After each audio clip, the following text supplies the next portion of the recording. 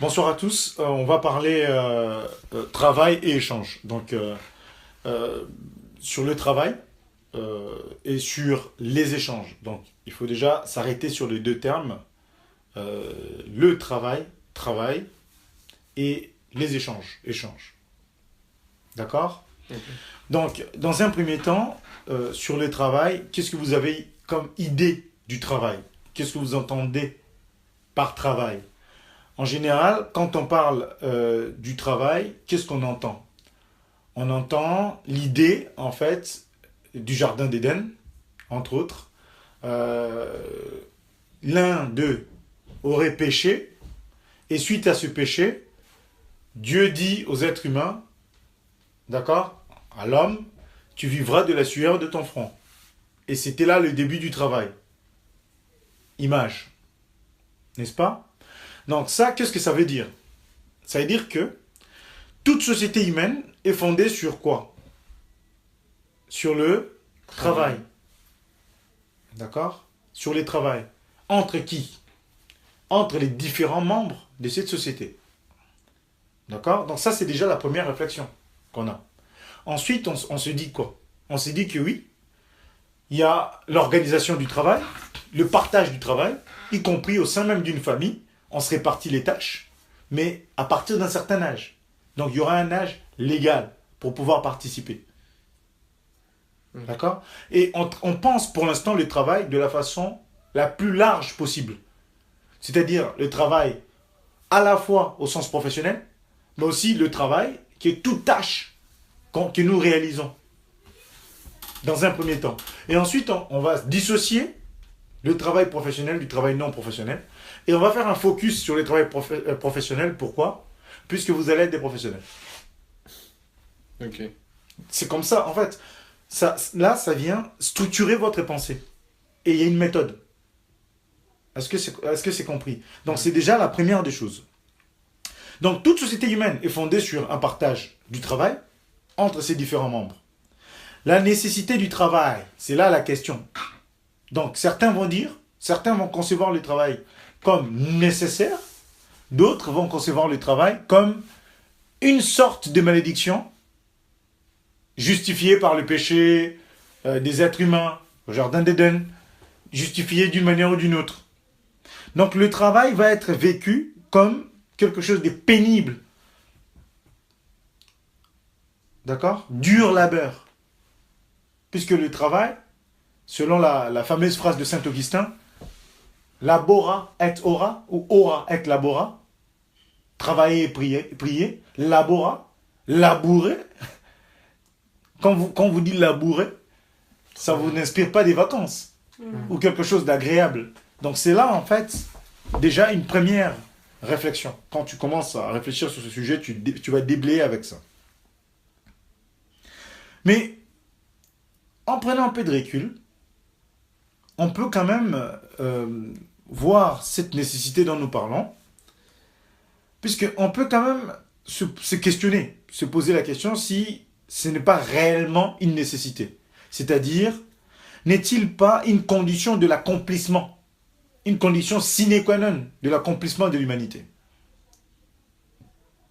Est-ce que vous comprenez? Ça veut dire quoi, sine qua non? Sans cette condition, il n'y a pas. D'accord. Ok. Tu comprends? Ouais, c'est bon. Donc, prendre déjà le temps de s'arrêter sur ce point-là. Et ensuite, c'est demander également, puisque dans l'organisation du travail, là, on va se ressourcer sur l'économie. Vous connaissez l'organisation du travail, même l'organisation mondiale du travail, ou nationale, etc., etc. Et là, il y aura la notion d'échange, forcément. Pourquoi? Puisque nous ne produisons pas la même chose au même moment. Donc, et en plus, quand bien même, si on allait tous produire tous les produits possibles et imaginables, d'accord? Les produits dont on a besoin au quotidien, euh, est-ce que je suis réellement capable de produire tout ce qu'il faut pour mon existence? Idée simple.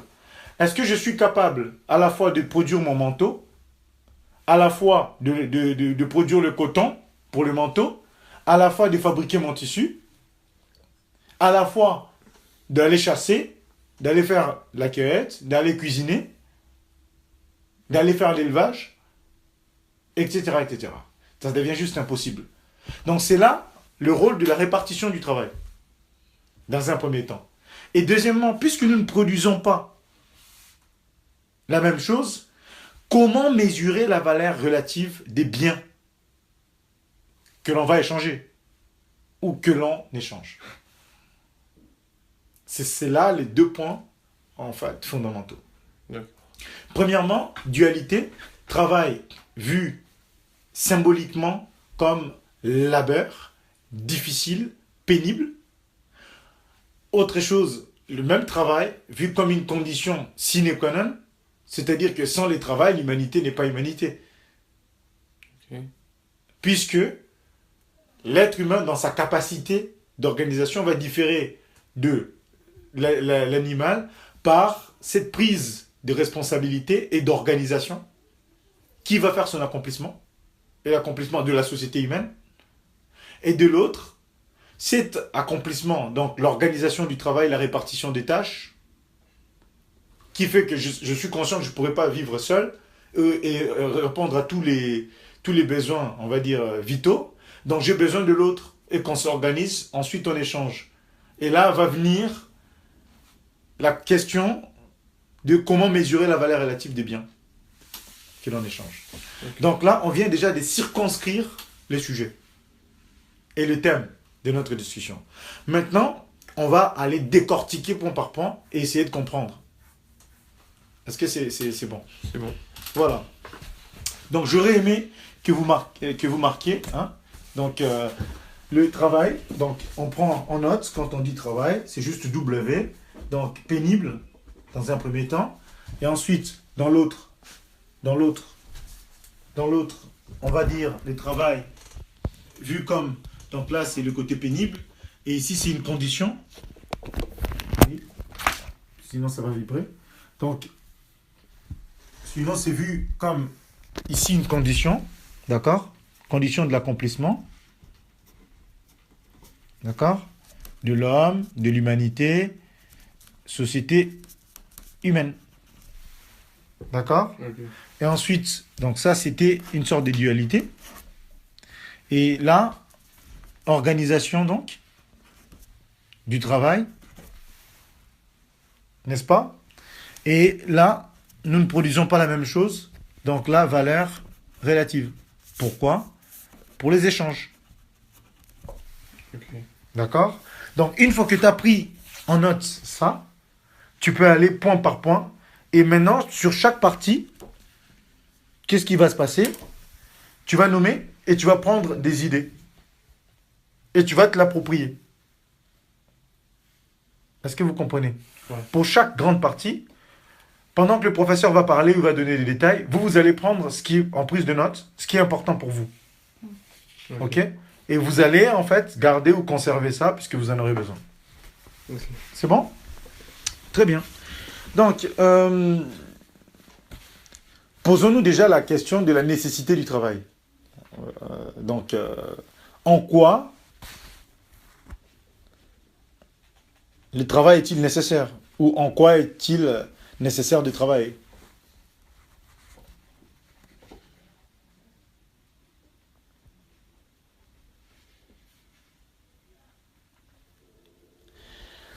À cette question, il suffit simplement de conserver ou de considérer, plutôt, de considérer la condition humaine. D'accord? Donc, considérer la condition humaine, c'est quoi? C'est comprendre que l'homme ne trouve pas dans la nature de quoi satisfaire immédiatement ses besoins. L'homme ne trouve pas dans la nature de quoi satisfaire immédiatement ses besoins.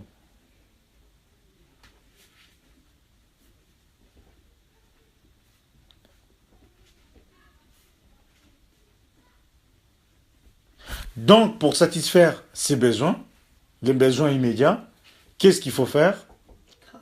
Travailler. Donc, le travail est fondamental. D'accord? Le travail est fondamental, ou le travail est fondamentalement une nécessité vitale.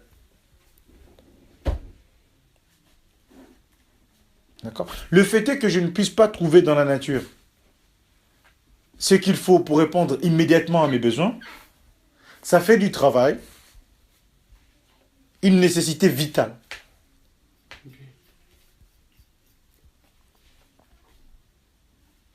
Donc là, je viens de mener une réflexion. Donc j'ai observé, j'ai interprété. Et ensuite, pour renforcer ce que je viens de dire, je vais prendre des exemples. D'accord? Mais des exemples de quoi? Sur les besoins primaires. C'est comme ça qu'on réfléchit, puisque je parle de la condition humaine. Ok? Donc, là, on revient sur les besoins, mais ce que vous avez vu, par exemple, en économie, hein, même en seconde ou en première, commençons par les biens, les biens primaires. L'eau. L'eau ne devient pas potable toute seule. Premier exemple.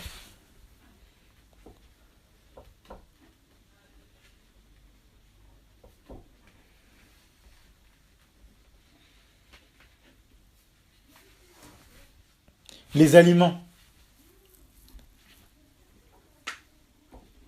ne vont pas s'auto-cuire ou s'auto-cuisiner.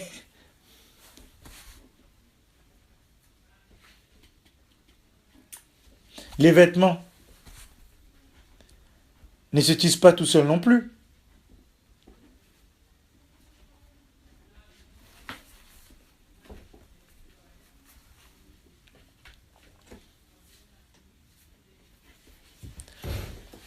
Pour avoir ces vêtements, même si on s'habillait en gros, on s'habille grâce à quoi? Soit grâce au végétal, soit grâce à l'animal. Ouais. Donc le coton. Le coton. Il se cultive pas partout. On ne va pas se cultiver seul. Premièrement. Et deuxièmement, dans tous les cas, la terre doit être labourée. Et de l'autre, l'élevage, la cueillette, la chasse doit être réalisée. Si ce n'est pas le cas, au moins l'élevage. Vous comprenez? Oui. L'élevage, la pêche, ça ne se fait pas seul. Donc tout cela vous renvoie ici à la nécessité vitale. Donc travail fondamentalement comme une nécessité vitale pour l'homme.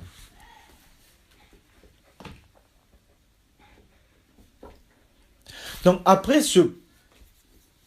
cette préparation, on va essayer d'aller un peu plus loin, puisque vous avez vu quoi?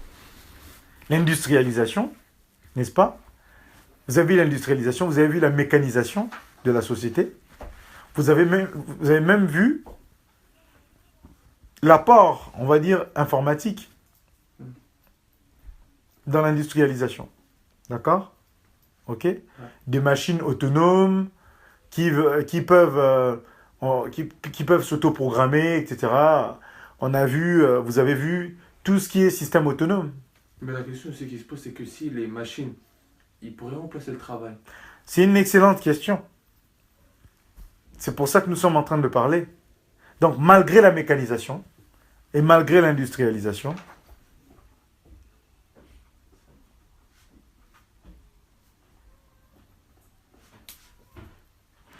mécanisation, industrialisation, système autonome, hein, système embarqué.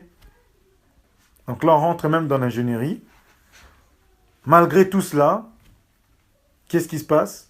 On aura toujours besoin de... Ben oui, il faut encore des hommes. Il faut encore des hommes. Pour au moins la partie commande de ces machines. Je veux bien qu'on m'explique que dans ma boulangerie, ma boulangerie est automatisée et que ça peut produire énormément de pain. Mais il faut bien une personne pour au moins appuyer sur un bouton. N'est-ce pas? Contrôler. Est-ce que vous comprenez? Donc, l'invention des machines ne résout pas tout. Puisqu'il faut encore des hommes pour concevoir, pour programmer, pour repérer, pour remédier, pour suivre, pour optimiser, pour fiabiliser, pour contrôler, et on n'en a pas fini.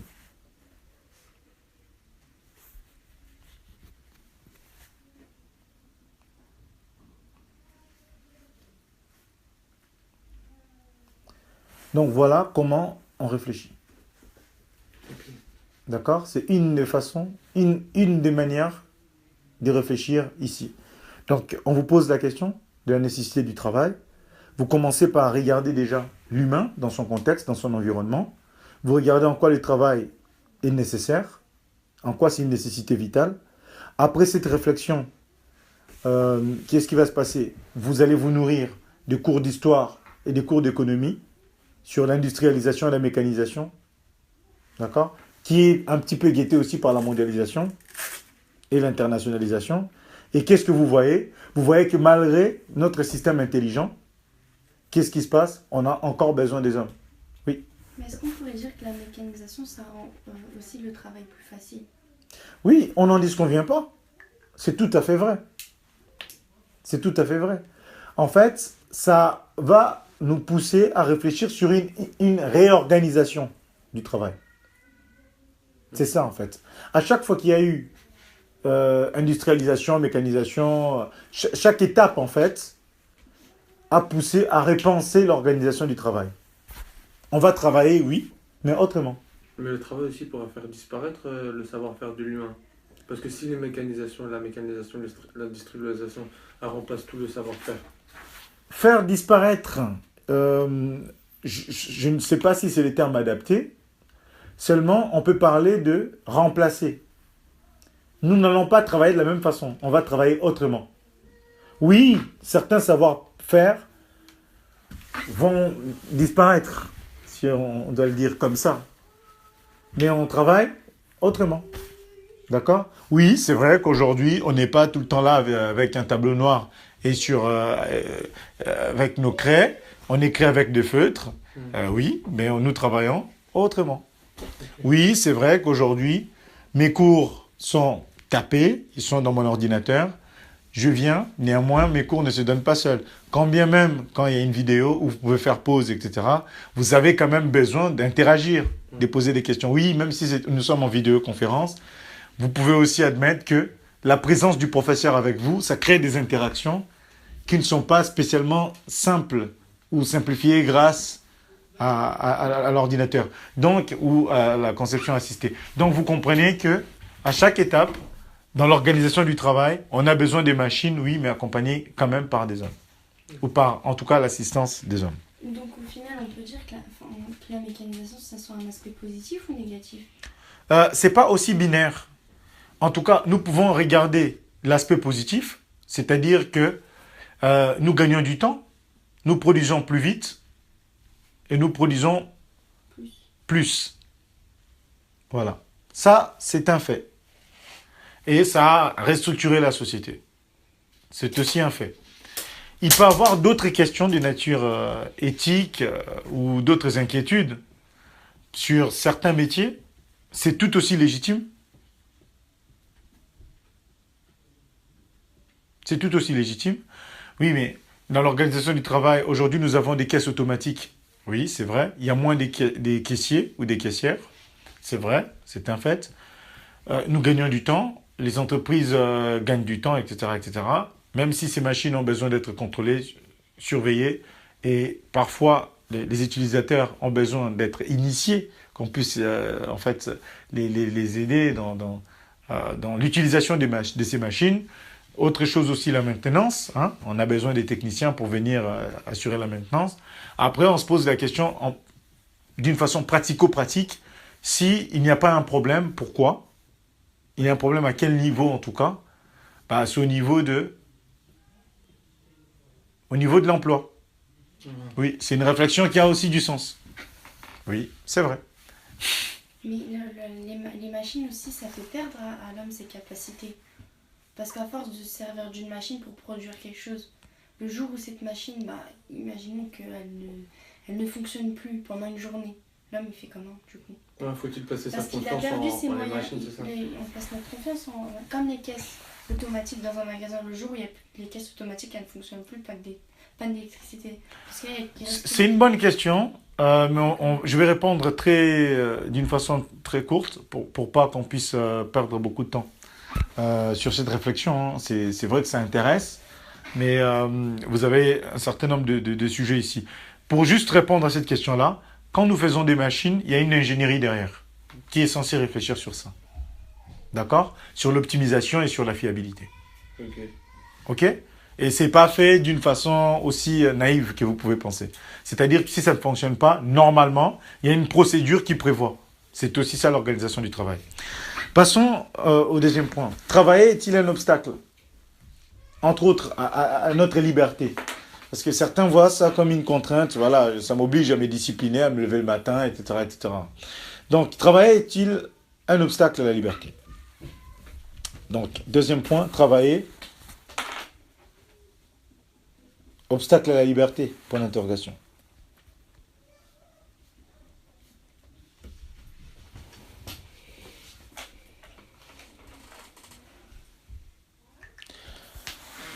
Donc, sur ce type de questions, c'est là qu'on doit mener ce que nous appelons dépassement d'idées. C'est-à-dire qu'au premier abord,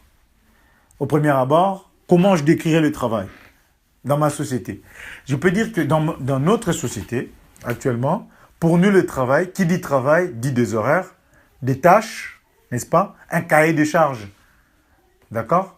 Un cahier de charges conclu grâce à un contrat avec l'employeur et je dois réaliser ces tâches-là. N'est-ce pas? Donc, a priori, je ne suis pas tous les jours prédisposé de la même façon pour remplir toutes ces tâches. A priori. Donc, le travail paraît comme une contrainte, comme quelque chose de pénible. Je dois être devant mes élèves à 8 heures du matin, donc je dois me lever à 6 heures du matin. Je n'ai pas spécialement envie de me lever à 6 heures du matin tous les jours. Ça peut se comprendre. Je dois aller ouvrir la boulangerie, donc je dois me lever à 4 heures du matin pour que mes pains soient prêts à 6h30. Ce n'est pas forcément une partie de plaisir. Oui. Donc, si le travail est vécu comme une contrainte pénible, donc dans un premier temps, on peut aussi se poser la question si ce n'est pas aussi un moyen par lequel l'homme s'affranchit de la nature. Et il va donc conquérir sa liberté et son humanité. Est-ce que vous comprenez? Donc, au premier abord, c'est pénible, mais de l'autre, on s'interroge quand même si ce n'est pas par ce travail-là que nous arrivons à discipliner la nature, à prévoir, à faire des sondages, météo et tout ce qui s'ensuit, à réorganiser, avoir une société organisée, comme c'est organisé là, avoir une société avec des textes où les échanges sont régulés, c'est aussi le fruit de notre travail. Donc c'est aussi grâce à ça qu'on arrive à conquérir notre liberté. Donc en fait, le travail il s'oppose à la nature. Ce n'est pas que le travail s'oppose à la nature. Encore faut-il savoir de quelle nature parles-tu. Si c'est naturel de rester au lit jusqu'à, par exemple, 9h ou 10h, c'est naturel peut-être pour toi, pas pour tout le monde. Il y a des gens qui se lèvent naturellement très tôt et qui trouvent plaisir à aller justement au travail. Bon. D'autres te diront que non, pour eux, c'est pas le cas tous les jours. Il y a des jours où ils préféraient faire autre chose qu'aller travailler, n'est-ce pas? Mais ça, c'est d'une part. Mais de l'autre, c'est aussi grâce à ce travail-là que tu as, grâce à ce travail-là, à l'échelle nationale ou à l'échelle mondiale, que nous avons, d'une façon aussi immédiate, tout ce dont nous possédons actuellement. Je vais enregistrer mon cours, je prends mon téléphone, j'enregistre mon cours. C'est très bien. Je peux pas le faire si les gens de Apple ou les travailleurs d'Apple ou d'autres de ces entreprises-là ne travaillent pas tous les jours. N'est-ce pas? Je n'aurai pas un téléphone aussi performant. Tu n'auras pas tes lunettes pour pouvoir mieux voir. En tout cas, pas aussi rapidement. Et pas à un prix aussi optimisé. N'est-ce pas? Vous n'aurez pas autant de livres. Vous n'aurez pas autant d'ordinateurs pour stocker vos pensées, pour stocker les échanges et vos écrits, etc. etc. Donc c'est là, en fait, le dépassement d'idées. Euh, donc, ça, c'est Hegel hein, qui va en parler, qui va le montrer. Hegel va dire, en m'apprenant à retarder le moment de la satisfaction de mes désirs, en m'apprenant à retarder le moment de la satisfaction de mes désirs, le travail m'oblige à me discipliner. En m'apprenant à retarder le moment de la satisfaction de mes désirs, le travail m'oblige à me discipliner.